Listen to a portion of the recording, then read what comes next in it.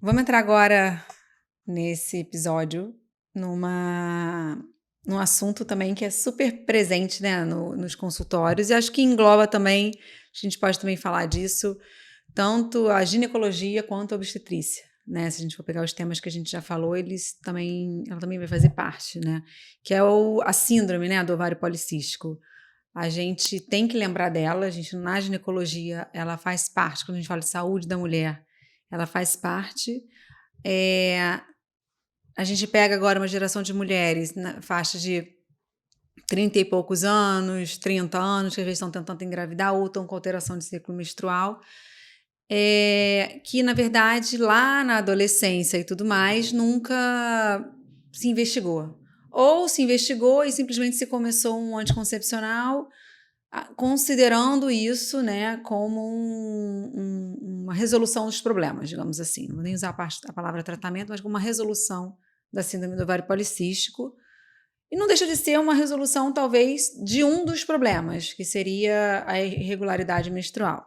Mas, na verdade, é muito maior, né? A síndrome do ovário policístico, ela pode chegar para a gente na ginecologia como uma irregularidade menstrual, né, uma alteração de ciclo, como uma dificuldade para engravidar sem necessariamente ter uma alteração de ciclo tão marcante. Daí essa forma tão heterogênea que ela apresenta. E agora a gente tem um guideline recente que tenta organizar cada vez mais e, ao mesmo tempo, o diagnóstico está abrindo cada vez mais, né? Se a gente for pensar. E é ótima essa organização, né? É. Porque o paciente, ela chega e fala, mas doutora, você não vai pedir nenhum ultrassom para ter Nenhum certeza ultrassom para que eu ter tenho certeza, é ovário, verdade. o diagnóstico Mas nunca ovário, apareceu que eu tenho ovário policístico, né? ou que nunca apareceu no ultrassom, sempre foi bom. Então, o guideline novo organizou esse pensamento. Né? Essa discussão da síndrome do ovário policístico não é recente, a gente tem os critérios de diagnóstico de Roterdã, eles estão fazendo mais de 20 anos, estão fazendo 20 anos agora. Eita. Então, isso é muito bom, mas o guideline deu um norte. Então, entender que a gente tem que pensar, foi o que você falou, nesse diagnóstico, porque ao longo da vida da mulher, ela vai implicar nessa questão de engravidar ou não, se não é todo mundo que vai ter dificuldade para engravidar, mas que conduta que a gente vai ter. E uma coisa que a gente lembra como a gineco é o grande clínico o clínico do paciente, também aumenta o risco cardiovascular lá na frente, aumenta o risco de diabetes lá na frente, de síndrome metabólica, enfim, se a gente olhar a mulher como um todo, esse diagnóstico talvez mude, a gente tem um momento para poder orientá-la e mudar. Então, atualmente, a gente não é obrigatório ter ultrassom, já não era, mas isso ficou mais palpável nesse novo guideline. Então, se eu tenho a clínica, que é irregularidade menstrual ou ciclos anovulatórios, associada a sinais clínicos de hiperandrogenismo, ou seja, aqueles pelos em localização mais masculina, né? Queixo, buço, peito, aqui assim, aqui na lateral, na barba, lateral, né? na barba, né? Barriguinha, aqui, barriga, aquele meio. Então a gente tem algumas escalas que avaliam isso. Mas se ela tem esse hiperandrogenismo clínico, alopecia típica de homem, né, aqui em cima, né, ou uma acne mais atípica, a gente tem que pensar. Precisa de exame de sangue? A princípio, pro diagnóstico, nem precisa. Você vai precisar para excluir a gente pede para excluir outras coisas. Coisas mais graves, né, um tumor que produz um androgênio, maior quantidade, né, enfim, outras causas que não é o ovário policístico em si. Então, o diagnóstico é e na parte ginecológica também, às vezes uma hiperprolactinemia, essa questão é alteração menstrual, enfim. É mais para o diagnóstico diferencial, digamos assim. E aí, se você não tem um dos dois, aí você pode lançar mão do ultrassom para te ajudar no diagnóstico, ou que também entrou mais recente, você pode dosar o hormônio antimileriano. Ele não é essencial para o diagnóstico, não é para pedir para todas as mulheres, mas nesses casos que você tem dúvida... está na dúvida de conseguir fechar. Exatamente. Né? E acertar a condução. Exatamente. E, na verdade, qual é a importância, assim, da gente... fechar esse diagnóstico, né? Porque não é que a paciente vai ganhar um rótulo, né? Qual é a importância da gente fechar esse diagnóstico? O que você acha da gente... Como é que a gente vai conduzir ele de forma tão diferente assim? A gente tem que tomar cuidado porque a pílula vai resolver o problema talvez que levou ela ao médico, que era a irregularidade menstrual. Então, isso tudo bem, a pílula entra no arsenal anticoncepcional oral combinado como uma forma de tratamento. Os tipos, e outra coisa que a gente tem que pensar, a gente tem pílulas que tem uma ação mais antiandrogênica. Então, a gente escolhe pílulas que também melhorem, quando a queixa é essa, a pele, né? Um efeito em cima da queda de próprio capilar, pelo, né? o Melhora bastante o pelo, crescimento do tem pelo. essa vantagem, né? Então, na verdade, quando a gente fala tratamento, a gente trata os sintomas, né?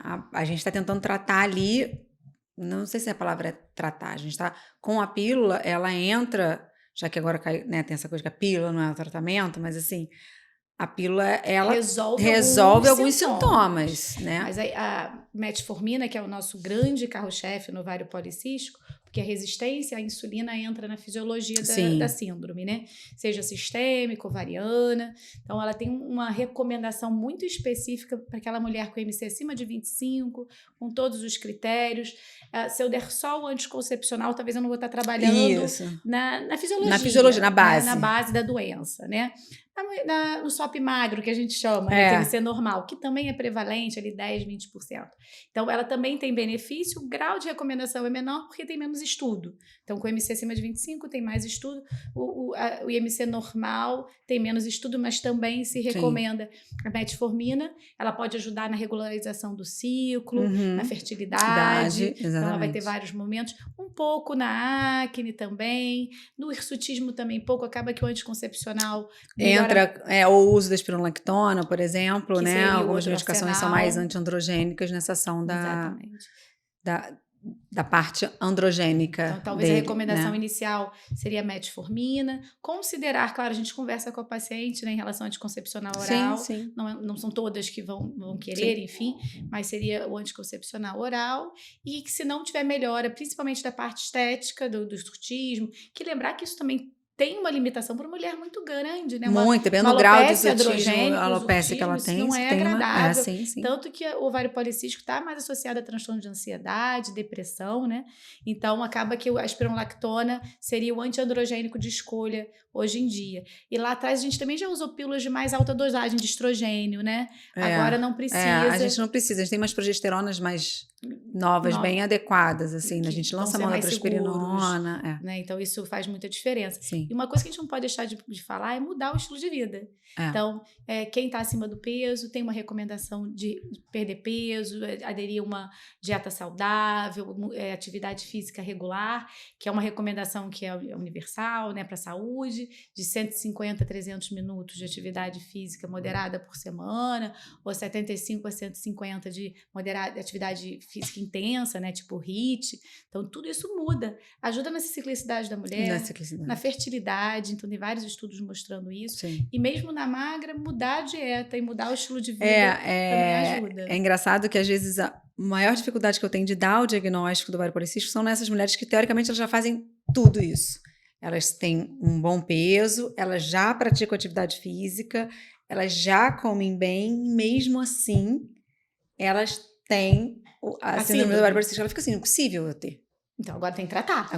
Essa é a paciente que eu fico atrás do exame de sangue para ele me mostrar, porque às vezes ela precisa daquele exame. Quando tem ultrassom, já me facilita, né? Mas, assim, essas são as pacientes que eu digo que têm, às vezes, até resistência do diagnóstico. Verdade. E aí, quando você fala que você vai começar uma metformina, aí que ela... Tipo assim, mas eu faço... Não tem diabetes, Eu não tenho diabetes, entendeu? E aí, uma coisa que é importante da metformina é a graduação que a gente faz. A gente fala que a dose ideal é a dose que a paciente também fique bem e consiga tolerar.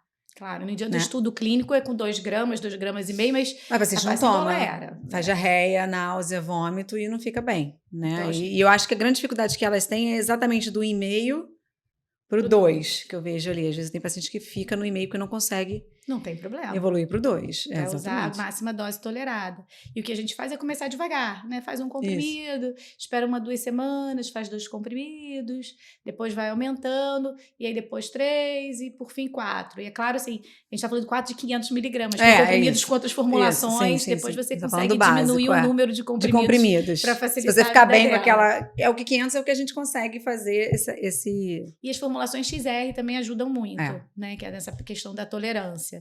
Outra coisa também, que às vezes ela fala assim, mas doutor, eu tomei metformina lá atrás e não me dei bem. Você é outra paciente hoje. Para pílula também acontece isso. Né? Fala, olha, vamos tentar de novo. Né? A dieta também tem um papel na tolerância, então fazer um re-challenge numa nova tentativa, num outro momento de vida, às vezes elas toleram e vão muito bem, obrigada, né? E aí perguntam, né? Até quando? É isso que eu ia falar. Outra pergunta que vem a seguir é assim, não, tudo bem, eu vou ter isso para sempre? É. né? E Então, aí? tudo pode mudar, É. mas você tem uma marca.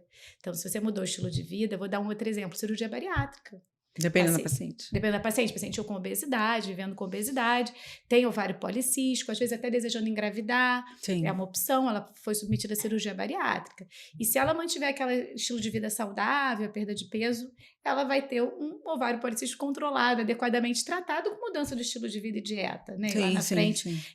mas ela tem aquela marca, talvez ela vai ter um diabetes na gravidez lá na frente, é uma paciente que a gente tem que olhar com carinho, Uhum. né? Ela não é um paciente que resolveu todos os seus problemas.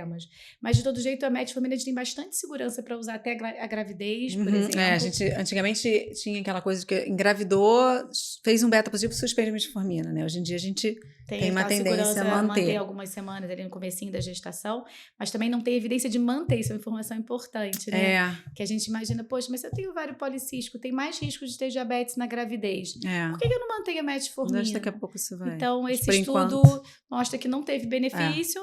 Vamos na redução do risco da diabetes. Na gravidez. A gente está falando de outras, tem situações que às vezes a gente usa, enfim, vai ter outras coisas envolvidas. Tem muita coisa mudando, mas em relação a reduzir o risco de você ter um diabetes gestacional, porque você manteve essa metformina. E numa paciente que não tinha diabetes, uma medicação, né? que não tinha diabetes, né? Um ovário policístico, isso realmente ainda Nesse momento ainda não. Né? Então mudou bastante coisa. Acho que é um grande quadro presente no nosso ambulatório, né? É bastante, muita coisa. Muita coisa subdiagnosticada. Muita coisa diagnosticada também de forma errada, lá naquela fase de maturidade de eixo. De adolescente. Né? Isso é importante. Então, até não é para fazer ultrassom no adolescente, que pode ser pélvico. Você tem que saber por que você está fazendo ultrassom no adolescente. Exatamente. Né? O primeiro ultrassom, né? O que você está fazendo? Mas para fazer um diagnóstico de ovário policístico no adolescente, não. Porque imagina, cheio de folículo, gente. Ovário policístico nada mais é do que vários folículos. Você está naquela fase que você tem folículo até lá em cima, tudo pequenininho ali, igualzinho.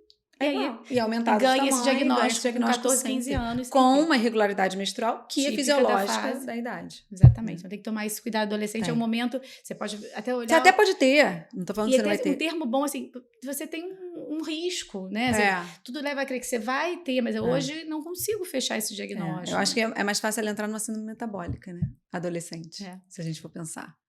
É difícil, é um assunto árduo, né? Assim, porque não é... Toda vez que a gente não tem um valor, um ponto de corte, uma síndrome, são vários sinais e sintomas. Então, requer muitas vezes esse trabalho com várias especialidades. A gente recebe muito de dermato também. Muito de dermato. E quantas vezes a gente às vezes fala... Eu tive uma paciente recente que eu falei, olha... Que eu até discuti com você, eu falei, cara... Tinha uma prolactina que ficava ali atrapalhando a gente... E a gente falou, eu falei, cara, vou tratar como se fosse. Falei pra paciente, vamos tratar como se fosse. Não deu outro. Regularizou o ciclo, tratou, não tá grávida. Entendeu? Então, às vezes, a gente divide com a paciente essa dificuldade. Que é a arte da medicina, né? É isso aí. Obrigada. Obrigada.